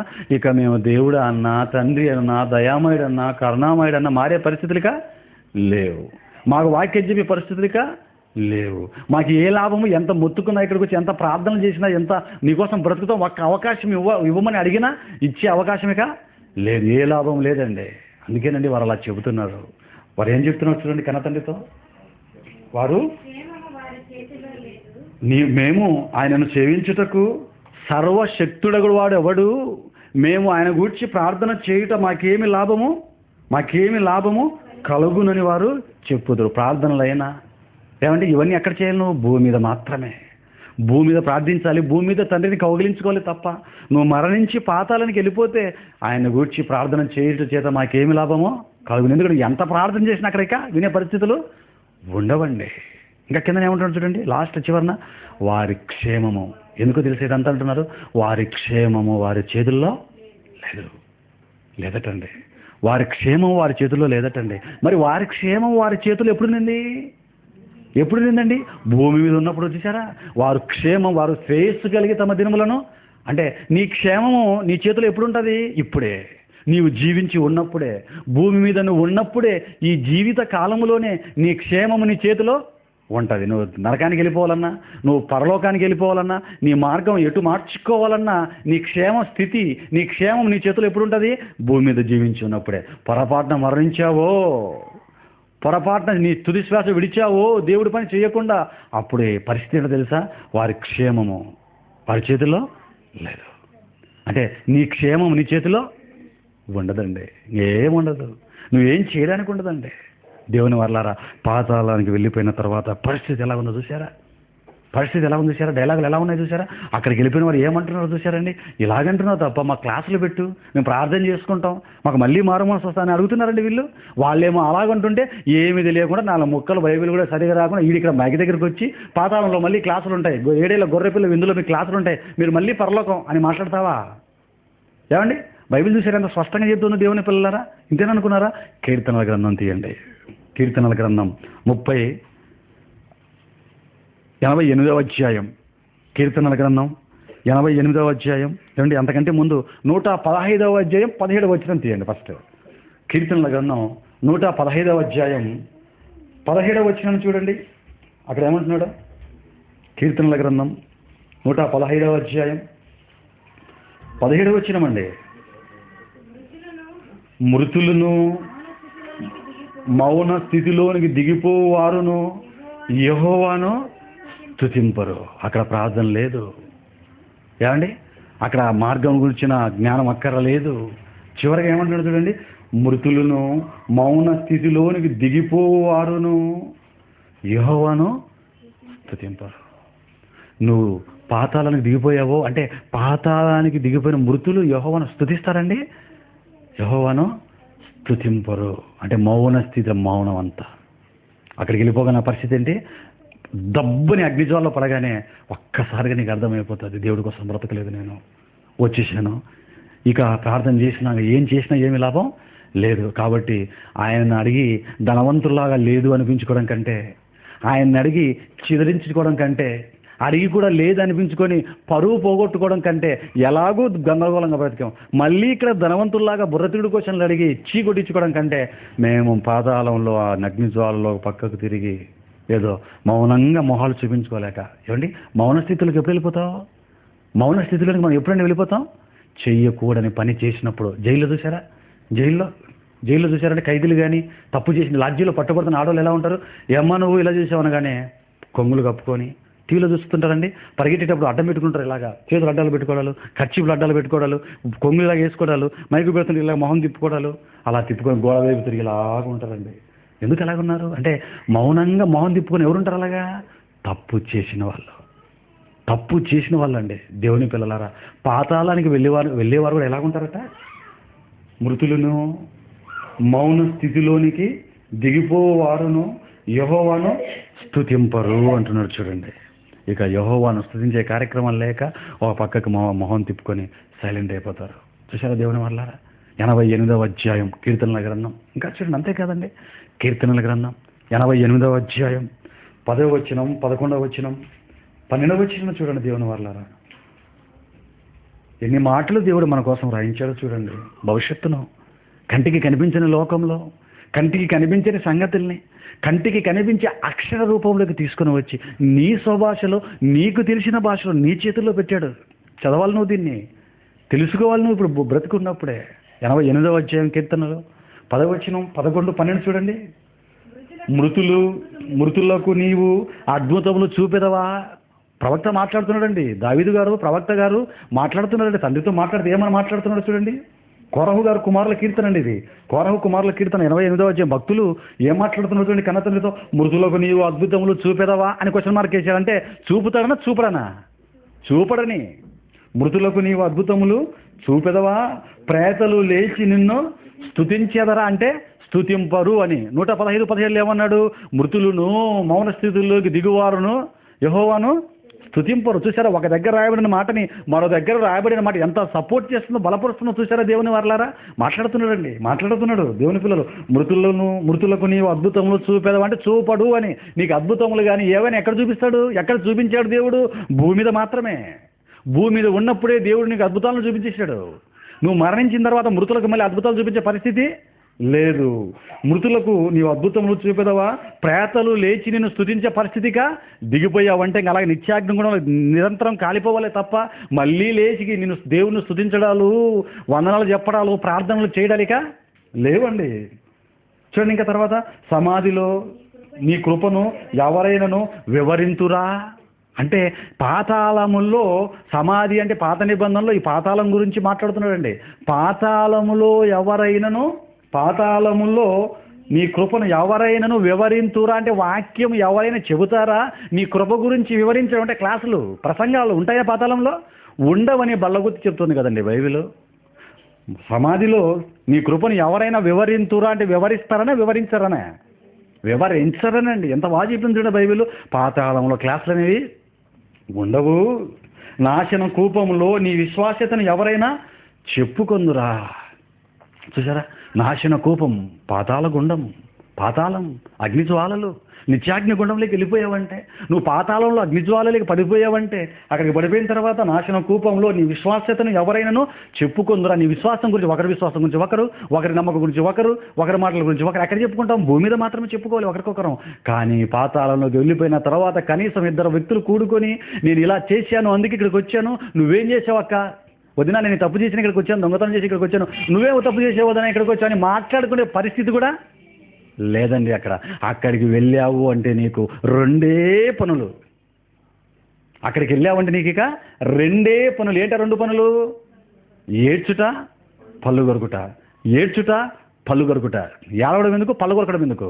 ఆ నిత్యాగ్ని, ఆ అగ్నిగుండాన్ని, ఆ బాధను తట్టుకోలేక ఓని ఏడవడం, ఆ బాధను తట్టుకోలేక చెప్పుకోవడానికి ఎవరు లేక మళ్ళీ పళ్ళు కొరకడం. అంతేనా? పళ్ళు ఎప్పుడు కొరుకుతాం?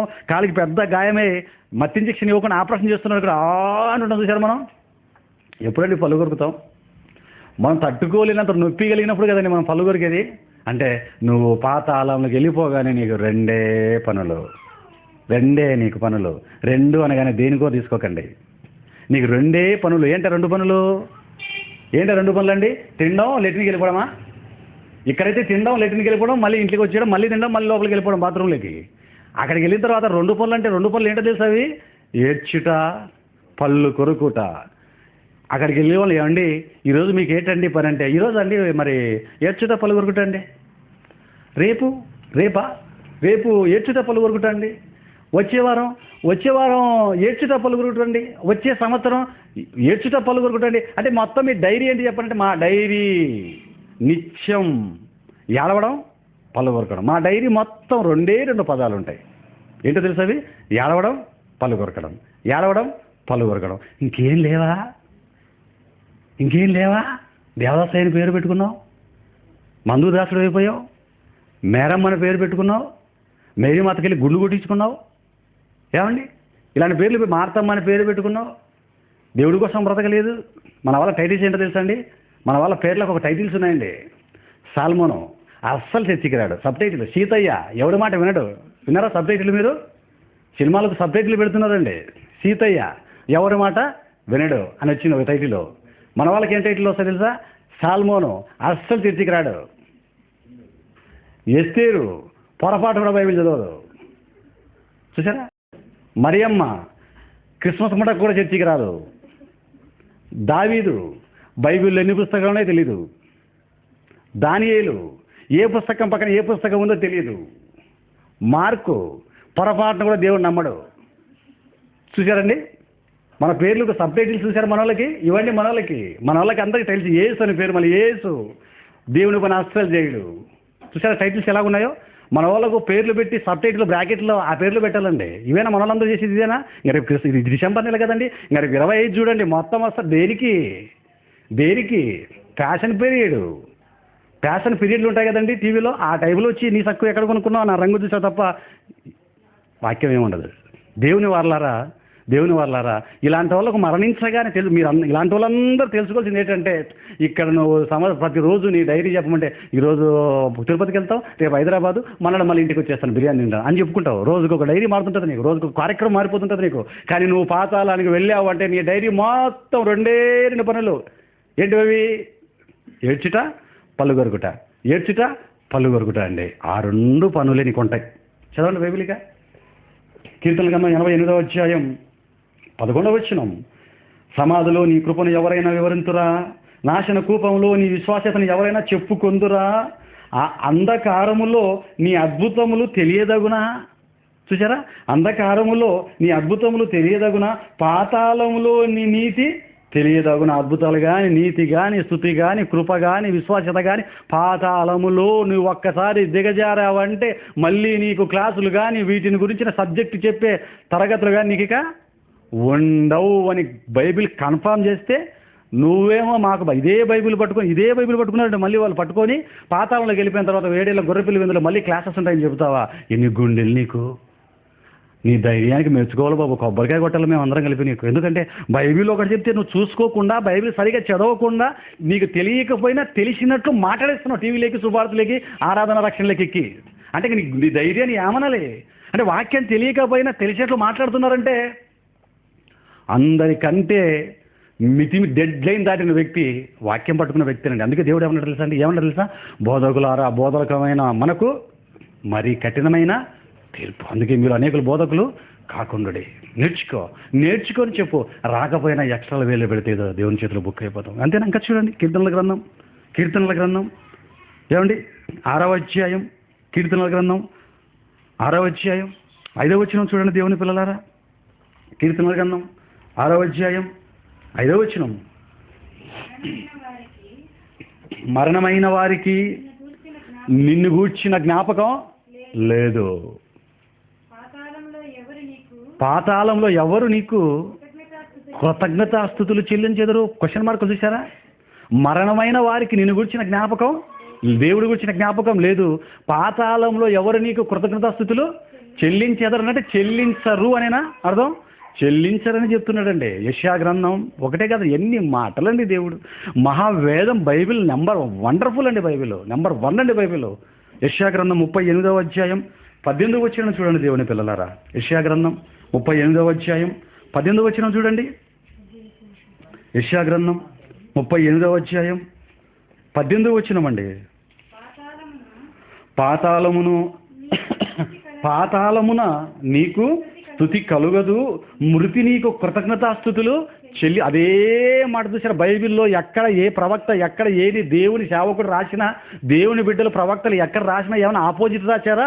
అందరూ సేమ్ ఒకదాని ఒకటి సపోర్ట్ చేస్తూ రాశారండి. అవే వర్డ్స్ చూడండి, అవే మాటలు చూడండి దేవుని పిల్లలారా. పాతాళమున నీకు స్తుతి కలుగదు, మృతి నీకు కృతజ్ఞతాస్తుతి చెల్లింపదు, సమాధిలోనికి దిగువారు అంటే ధనవంతులు లాంటి వాళ్ళు సమాధిలోనికి దిగువారు నీ సత్యమును ఆశ్రయింపరుక. ఇంకా వాక్యాన్ని, సత్యం అంటే వాక్యం అండి. ఇక వాక్యాన్ని ఆశ్రయించడం కానీ, వాక్యం గురించి తెలుసుకునే పద్ధతి కానీ ఇక వాళ్ళకి లేదు. వాళ్ళ వాక్యం దాపుకు రారు, వాళ్ళు వాక్యాన్ని ఆశ్రయించరు. వారు మరి ఏమైపోతారు? వాళ్ళు అలా సైలెంట్ అయిపోవాల్సిందే. ఏడవడం, పళ్ళు కొరకడం. చూడండి ఇంకా కింద ఏమన్నాడు? సజీవులు అంటే పాతాళంలో నీకు స్థుతి కలుగదు, మృతి నీకు కృతజ్ఞతాస్తుతి చెల్లింపదు, సమాధిలోనికి దిగువారు నీ సత్యమును ఆశ్రయించరు. మరి ఎవరు స్తుతిస్తారు, ఎవరు ఆశ్రయిస్తారు దేవుణ్ణి? ఎవరు స్తుతిస్తారో, ఎవరు ఆశ్రయిస్తారో కింద వచనంలో చెప్పాడు చూడండి. 19వ వచనంలో సజీవులే కదా నిన్ను స్తుతించుదురు అంటే మృతి పొందిన వారు నిన్ను స్తుతించరు అని. అంతేనా? సజీవులే కదా నిన్ను స్తుతించుదురు అంటే మృతి పొంది పాతాళానికి, అగ్నిజ్వాలలోకి, వేదనకరమైన చోటుకి వెళ్ళిన వారిని నీక స్తుతింపరు తండ్రి అంటున్నాడు చూడండి ప్రవక్త. సజీవులే కదా నిన్ను స్తుతించుదురు. ఈ దినమున నేను సజీవుడనై నిన్ను స్తుతించుచున్నాను. పొరపాటున నమ్మకుండా పాతాళానికి వెళ్తే నేను కూడా నిన్ను స్తుతించను అంటున్నాడు ప్రవక్త. సజీవుడనై నేను నిన్ను స్తుతిస్తున్నాను అన్నాడు. ఇంకా చూస్తారా అదే యెషయా గ్రంథం 27వ అధ్యాయం 11వ వచనం. వేదం మీ కన్న తండ్రి అండి, మన కన్న తండ్రి మన కోసం రాయించిన మాట, నీవు బ్రతికి ఉండగానే తెలుసుకోవాలని అనుకుని రాయించిన మాట. చూడండి 27:11 యెషయా గ్రంథం 27వ అధ్యాయం 11వ వచనం అండి. దాని కొమ్ములు ఎండినవై విరిచివేయబడును, స్త్రీలు వచ్చి వాటిని తగలబెట్టుదురు, వారు బుద్ధిగల జనులు కారు, వారిని సృజించిన వాడు వారి యందు జాలిపడడు, వారిని పుట్టించిన వాడు వారికి దయ చూపడు. అబ్బా ఏం మాటలండి. నీ ఎడల ఎప్పుడు జాలి పడతాడో తెలుసా? భూమి మీద జీవించి ఉన్నప్పుడే జాలి. భూమి మీద నువ్వు జీవించి ఉన్నప్పుడే నీకు దయ. పొరపాటున మరణించావో, పొరపాటున భూమి మీద దేవుడు పని చేయకుండా వాక్యం తెలుసుకోకుండా చచ్చిపోయావో, అప్పుడు నీ కన్న తండ్రి ఏం చేస్తాడో తెలుసా? నీ ఎడల అప్లై అయ్యే మాట. నువ్వు దేవుని పట్టించుకోకపోతే నీ కార్యక్రమాలు, నీ కుటుంబం, నీ ఆస్తులు, నీ వ్యాపారాలు, నీ సంగతుల్లో నువ్వు, నీ సంపాదనలో నువ్వు ఉంటే, దేవుడి కోసం ఏమి ఇవ్వకుండా బాగా ధనవృద్ధి చేసుకుంటూ పొరపాటున ధనవంతులాగా చచ్చిపోయావనుకో, అప్పుడు పరిస్థితి ఏంటో తెలుసా? నీ కన్న తండ్రి వారిని సృజించిన వాడు అంటే వారి కన్న తండ్రి వారి యందు జాలిపడడు, వారిని పుట్టించిన వాడు వారికి దయ చూపడు. నీకు దయ జాలి లేదు. దయ చూపడు, జాలి చూపడు. దేవుడు మళ్ళీ నీ క్లాసులు కండక్ట్ చేస్తాడా? నువ్వు పెద్ద ఆయన వచ్చావని నీకు మళ్ళీ క్లాసులు చేస్తాడా? ఆలోచించండి దేవుని పిల్లలారా. నీకు దయా జాలిక పాతాళానికి వెళ్ళిపోతే ఉండదు. నీటి బొట్టు కూడా, ఓ అని కేకలేసిన నీటి బొట్టు కూడా నీకు దొరకదంటున్నాడండి. చివరి ఒక మంచి మాటను చూసుకున్నాం దేవుని పిల్లలారా. కీర్తనల గ్రంథం 31వ అధ్యాయం 17వ వచనం చూడండి. కీర్తనల గ్రంథం 31వ అధ్యాయం 17వ వచనం అండి. కీర్తనల గ్రంథం 31వ అధ్యాయం 17వ వచనం చూడండి దేవుని పిల్లలారా. 31 అమ్మా. యెహోవా నీకు మొరపెట్టి ఉన్నాను, నన్ను సిగ్గునందనీయకము, భక్తిహీనులు సిగ్గుపడదురుగాక, పాతాళమందు వారు మౌనులై ఉందరుగాక. భక్తిహీనంగా నువ్వు ఇక్కడ బ్రతికితే, క్రైస్తవ తల్లిదండ్రులకు పుట్టారని చెప్పుకుంటూ, క్రైస్తవ పేర్లు పెట్టుకుంటూ, నామకార్థ క్రైస్తవుడిగా బ్రతుకుతూ, మా నాయన పాస్టరు, మా తాత పాస్టరు, మా నాయన బోధకుడు, మా నాయన టీవీ స్పీకరు, నేను మాత్రం రోడ్డు మీద తిరుగుతున్నాను, నాయన పేర్లు, తాతల పేర్లు, పాస్టర్లని చెప్పుకుంటూ, నువ్వు మాత్రం దేవుని భక్తి లేకుండా, భయం లేకుండా తిరుగుతూ ఉంటే, నువ్వు మరణించిన తర్వాత పాతాళంలో ఎలా ఉంటావు తెలుసా? మౌనం. భక్తిహీనులు పాతాళంలో మౌనంగా ఉందరు, మౌన స్థితిలోకి దిగిపోతారు. ఎందుకో తెలుసా? అలా మళ్ళీ దేవుణ్ణి అడిగిచ్చి అనిపించుకోవడం కంటే ధనవంతులాగా పాతాళంలో ఒక మూలన నక్కి ఏడ్చుకుంటూ పళ్ళు కొరుకుంటే నాకు చాలు. మొహం చూపించలేక, తండ్రి కోసం బ్రతకలేకపోయినందుకు, ఒక డబ్బు కోసమో, ఒక అమ్మాయి కోసమో, భార్యని ఎక్కువగా ప్రేమించినందుకో, పిల్లల్ని ఎక్కువగా ప్రేమించినందుకో, ధనధాన్యాలను ఎక్కువ ప్రేమించినందుకో, పదవిని ఎక్కువ ప్రేమించినందుకో, వీటన్నిటినీ ఎక్కువగా ప్రేమించి వాక్యాన్ని పట్టుకోక, దేవుడి పనికి ఖర్చు పెట్టక, దేవుడి కోసం బ్రతక్క, తీర మరణించి అక్కడికి వెళ్ళిపోగల వాక్యం తెలిసి కూడా, నమ్మాలని తెలిసి, నిత్యాగ్ని గుణం ఒకటి ఉందని తెలిసి, యేసుక్రీస్తు శిక్ష విధించేవాడని తెలిసి, నిజమైన రక్షకుడు యేసుక్రీస్తు అని తెలిసి కూడా, నీ కన్న తండ్రిని, నీ కోసం రక్తం చిందించిన యేసుక్రీస్తును పట్టించుకోకుండా ఈ 60 సంవత్సరాల చిన్ని జీవితకాలంలో కకృత్తిపడి నువ్వు బ్రతికితే, అక్కడికి వెళ్ళిపోయిన తర్వాత సీనంతా నీకు అర్థమైపోయి, ఇక మొహం చూపించుకోలేక ఒక పక్కకి తిరిగి సైలెంట్. భక్తిహీనులు పాతాళమందు మౌన స్థితిలోకి వెళ్ళిపోవడమే, మౌనులైపోవడమే. చూశారా దేవుని పిల్లలారా? దేవుడి కోసం బ్రతకపోతే పాతాళంలో ఎటువంటి దుస్థితి మనిషికి సంభవిస్తుందో చూశారా? మరణించి నీ పాతాళంలోకి వెళ్ళిపోతే మళ్ళీ క్లాసులు పెడతాడా దేవుడు? పొరపాటున కూడా పెట్టడండి. పొరపాటున పెట్టే కార్యక్రమం నువ్వు భూమి మీద జీవించి ఉన్నప్పుడే, ఇవన్నీ నీకెందుకు రాశారు దేవుడు? ఆలోచించావా? నీవు జీవించి ఉన్నప్పుడే.